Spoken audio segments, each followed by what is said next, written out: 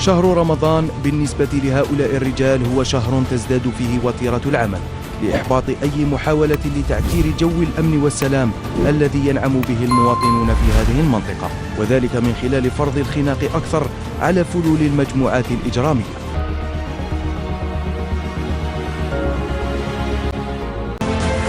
فرغم الصيام وصعوبة ميدان العمليات إلا أن هؤلاء المغاوير يواصلون أداء مهامهم بكل عزم واحترافية من أجل توفير الأمن للمواطنين. رانا في الميدان بغرض تنفيذ تمشيط لمنطقة والتفتيش الدقيق وكذلك تأمين المواطنين خلال شهر رمضان الكريم. كما نغتنم الفرصة لتهنئة الشعب الجزائري بحلول الشهر الفضيل، نتمنى لهم صيام مقبول بإذن الله في كنف الحرية والأمان.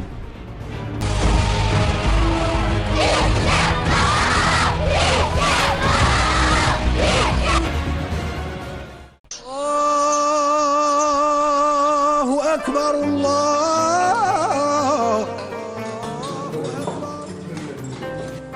عدنا إلى مقر الفوج الرابع مظليين مغاوير لنعيش أجواء رمضانية عائلية رغم بعد هؤلاء الأبطال عن عائلاتهم. بعد الفطور إن شاء الله نواصل المهام الموكلة إلينا في جو أخوي، جو كما نقول عائلي. العائلات تاعنا رانا بعاد عن العوائل تاعنا، بصالح العائلات تاعنا الثانية.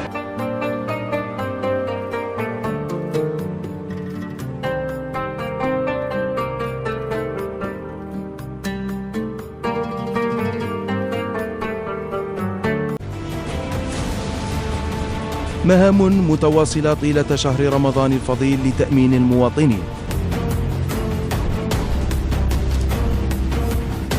حيث رافقنا مفرزة من الفوج خلال قيامها بدورية أمنية لتأمين القرى والمداشر في إقليم الولاية والمحاور المؤدية لها.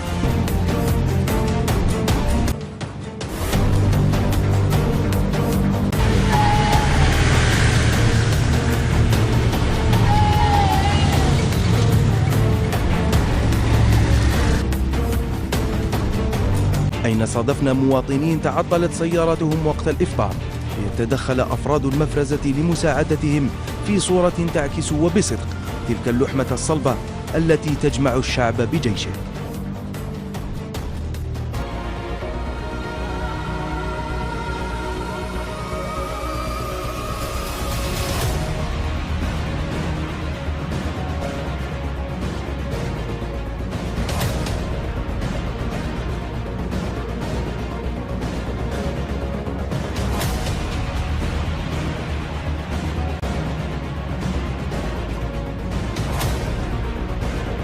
راكم تشوفوا خاوتنا طحنا اون بان قبل المغرب دقايق، لقينا الجيش الوطني تاعنا الحمد لله قام بينا عاوننا، راهم سهرانين مع دار رمضان يعطيهم الصحه، والله يعطونا اون بان في بلاصه ما كاش، جاو عاونونا ويعطيهم الصحه وصحه رمضانهم كاع كيما راهم وربي يعاونهم.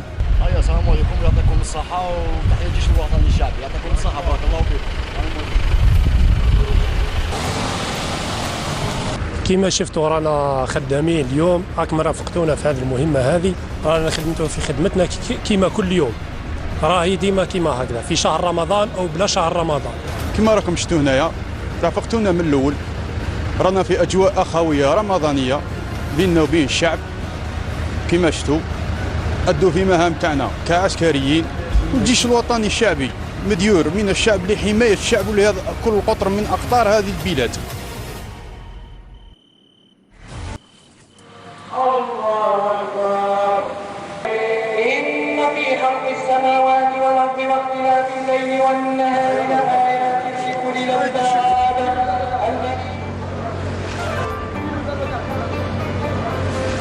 توجهنا بعدها إلى عاصمة الولاية حين عايشنا أجواء سهراتها الرمضانية وكانت لنا لقاءات مع المواطنين. المنطقة تاعنا رانا لاباس الحمد لله، راه الأمن والأمان، وهذا بفضل الجيش الوطني الشعبي الحمد لله رب العالمين، وبالصحة رمضانهم ونتمنوا التوفيق إن شاء الله للشعب هذا. بالمناسبة تاع رمضان الناس يتاكلوا قدام ديالهم، وما راهم ساكنوا في الجبال وكذا منا وفي السود، راهم يعني يديروا في واجب تاعهم، وربي إن شاء الله ينصرهم ويوفقهم وينصر هذه البلاد ان شاء الله، وينصر هذا الوطن، وينصر هذا الشباب تاعنا اللي طهرنا ربي. نشكروا كاع قواتنا اللي راهي على الحدود ان شاء الله، ونتمنى لهم رمضان كريم والعقوبه العام جاي ان شاء الله. تركنا أفراد الفوج الرابع مظليين مغاوير يواصلون أداء مهامهم القتالية بكل عزيمة وإصرار، وغيرنا الوجهة تجاه منطقة عين نسور بأعالي عين الدفلة، أين وجدنا رجالا مرابطين على قمم الجبال مهمتهم تأمين المنطقة وحماية المواطنين.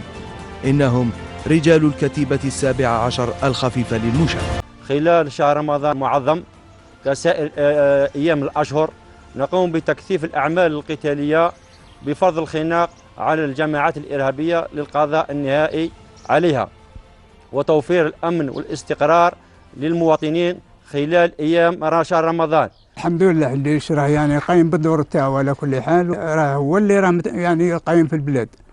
سمعت الجيش هو اللي الصح في البلاد، الكادر تاع البلاد هو الجيش. والجيش راه لينا احنا للجيش والجيش لينا والجيش تاعنا، وهذا المرة بين لنا باللي الجيش وقف مع الشعب تاعو. تركنا ولاية عين الدفلة متوجهين إلى جنوبنا الكبير لنحط بولاية وادي سوف الحدودية.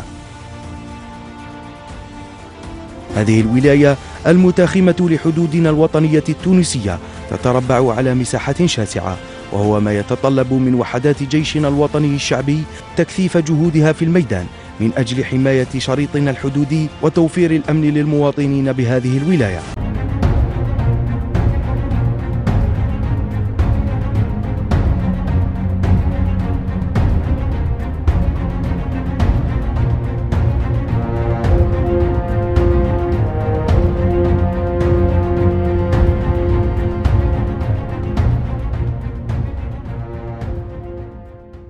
فهذه العمليات الميدانية من شأنها توفير جو آمن خاصة خلال هذا الشهر، وهو ما لقي استحسانا كبيرا لدى مواطني الولاية. والحمد لله يعني في هذا الشهر كما رانا نشوفوا في هذا الحواجز الأمنية وهذه كلها يعني هي تطمينات للمواطنين، والحمد لله يعني نتحركوا بكل حرية وننعم بالأمان والأمن والحمد لله رب العالمين. أمن ما يمكن أن يتأتى إلا بوجود جيش قوي اللي من ضمن المهام الأساسية تاعه هي حماية الوطن من كل الأخطار المحدقة.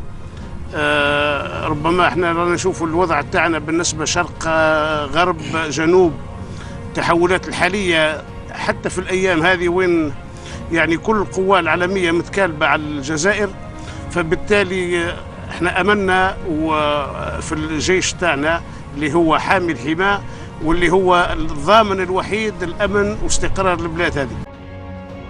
توجهنا بعدها صوب بلدية طالب العربي الحدودية لنعايش يوميات أفراد المجموعة 15 لحرس الحدود ونرافقهم في مهامهم اليومية خلال هذا الشهر الفضيل.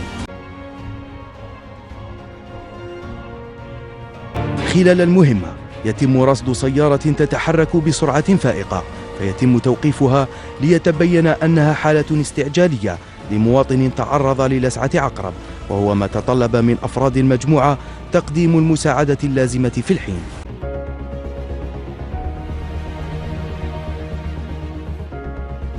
فمهامهم القتالية والعملياتية لم تثنهم على أداء واجبهم الإنساني.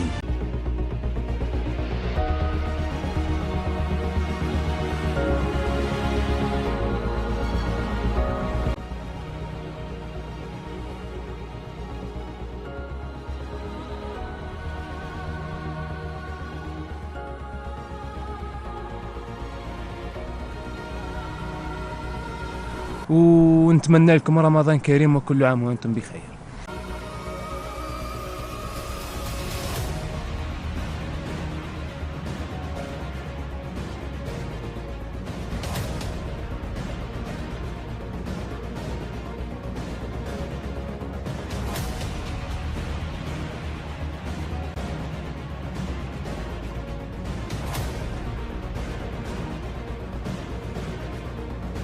مهامهم متواصلة ليلا ونهارا وفي كل ظروف من أجل تأمين حدودنا الوطنية من أي تهديد وحفظ سلامة ترابنا الوطني.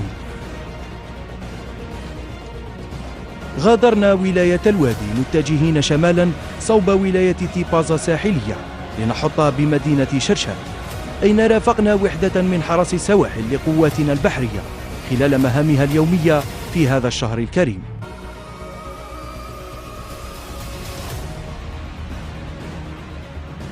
فهم رجال ساهرون على تأمين مياهنا الإقليمية وحفظ سيادتنا الوطنية في البحر، حيث تسهر وحدات حرس السواحل على تفتيش جميع السفن المتواجدة في المناطق البحرية الخاضعة للسيادة الوطنية.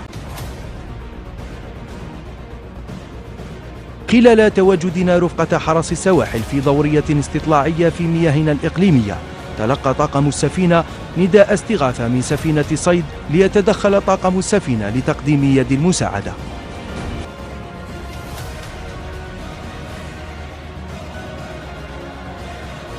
وتوجهنا إلى مدينة تيبازا لنرافق أفراد المجموعة الإقليمية للدرك الوطني بتيبازا في مهامهم خلال هذا الشهر الفضيل.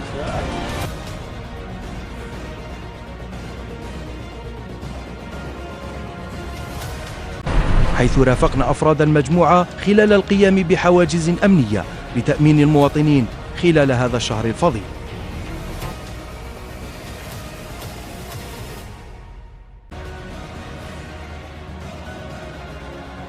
يعطيهم الصحة الجيش الوطني الشعبي، منهم الدرك الوطني راهم واقفين على الخدمة تاعهم ويعطيهم الصحة بزاف. هذا الشهر الفضيل نتمنى من جميع مستعملي الطريق أنها تكون شهر بدون حوادث. مباشرة بعد الإفطار ترد معلومات بوقوع شجار بالأسلحة البيضاء في أحد المناطق، ليتدخل أفراد الفصيلة الخاصة للتدخل لفك الشجار وإلقاء القبض على المتسببين فيه.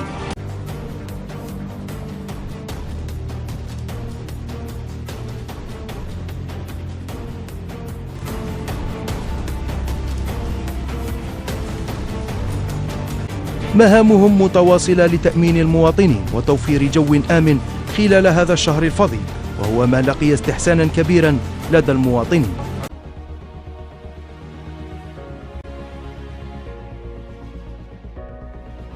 الهدف من هذه الدوريات هو توفير الأمن والطمأنينة للمواطنين، وكذلك تحسيس المواطنين بضرورة الاتصال والتبليغ عن أي طارئ عن طريق استعمال الهاتف الرقم الأخضر الخاص بالدرك الوطني 1055. اليوم الرسالة اللي يوجهها المواطن للجيش أننا واقفين بقلوبنا معه، لأن أولادنا راهم معاه، خاوتنا معاه، أبائنا كانوا معاه، ومن قبل جدودنا هم اللي ورثوا هذا الورث الحضاري وهذا الأخلاق السامية.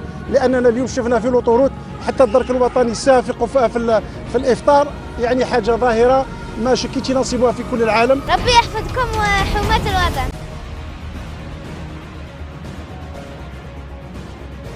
هي إذن جهود حثيثة يبذلها أفراد الجيش الوطني الشعبي سليل جيش التحرير الوطني حماية للوطن والمواطنين، فهم حماة الوطن ضد أي تهديد مهما كان مصدره ومهما كان نوعه. رجال قدروا حجم المسؤولية الملقاة على عاتقهم، فكانوا وبحق درع الأمة وحصنها الحصين.